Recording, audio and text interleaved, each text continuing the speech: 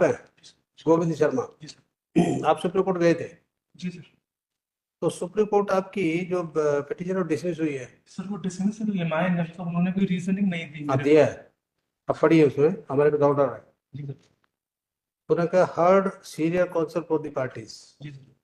there is an unexplained delay of 560 days in preferring the present special leave petition. Yes. However, we have considered the merit matter on merits also.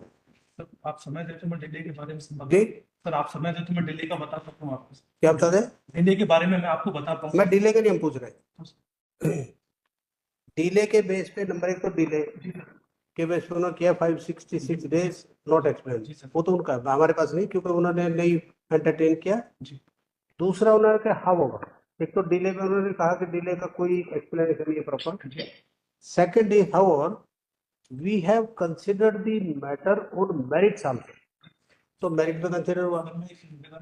आप सुनिए पहले, जब merits में consider उसमें further लिखा we do not find any illegality or informative in the impugned order, तब review कैसे maintain? आप अगर देखेंगे इसको क्योंकि सिविल जज के अपॉइंटमेंट के लिए सर एडवर्टीजमेंट में 2 शर्तों का दिया गया है। हम उस पर नहीं जा रहे, ये जो ऑर्डर था यहाँ का आपने चैलेंज किया सुप्रीम कोर्ट में, सुप्रीम कोर्ट ने delay as well as merit dismiss किया। माननीय सुप्रीम कोर्ट का ही जजमेंट है कि अगर एसएलपी डिसमिस हो जाता है तो आप रिव्यू फाइल कर सकते हैं ऑनरेबल। यस, डिसमिस हो जाती है इन लिमनी without giving any observation.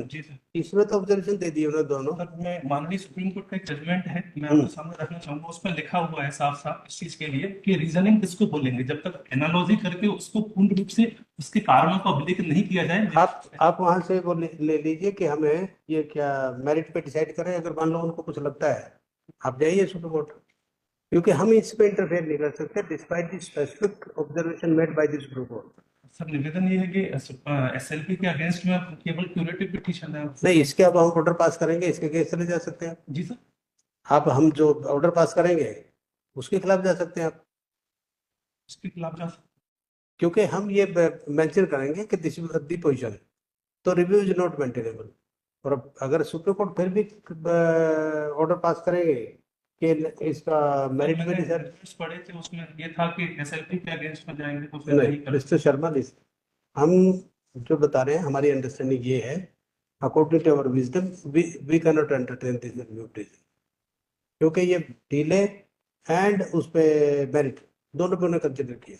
Sir यदि मुझे 2 मिनट दे तो बस सुन लीजिए, आप डिसमिस कर दीजिएगा भले, लेकिन मेरी एक बात सुन लीजिए। नहीं, बात तो सुन लेंगे हम, क्योंकि बात सुनने में ये है कि जितनी मर्जी देर सुना लो, ये जो 4 लाइनों का सिर्फ ऑर्डर है, 4 ही लाइनें, एक एक वर्ड एक एक लाइन इंपॉर्टेंट है। डिसमिस कर दीजिएगा, लेकिन मैं 8 साल से सर इस चीज के पीछे मतलब मुझे बताया जा रहा है सर डिले तो तब माना जाता सर जब मैं कभी अपने हम कह रहे डिले हमारे पास नहीं है, हम डिले पे बात ही नहीं कर रहे आपसे, ठीक है। दूसरा है आपकी रिव्यू क्यों इसलिए नहीं मेंटेनेबल, क्योंकि सुप्रीम कोर्ट ने आपका केस जो था उसने मेरिट और ये भी देखा कि कोई इलीगलिटी नहीं, कोई इन्फॉर्मेटिव नहीं, order is perfect. Sir record पर अवेलेबल है sir.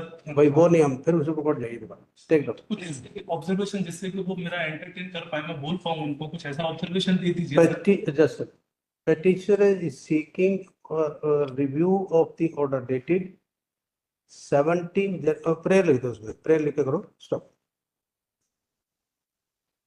It is not in dispute that the petitioner preferred SLP within bracket civil diary numbers 46200 of 2023 and same was disposed of by order dated 26/11/2024 as under। ये order ठीक। Since the order passed in the writ petition has already been scrutinized by the Supreme Court and observed that there is no infirmity in the order and the said petition filed by the petitioner has been dismissed. Therefore, we find no ground to entertain the present petition. Same is accordingly dismissed.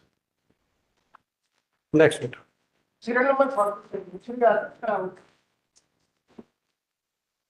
ये भी बहुत पढ़ Thank you.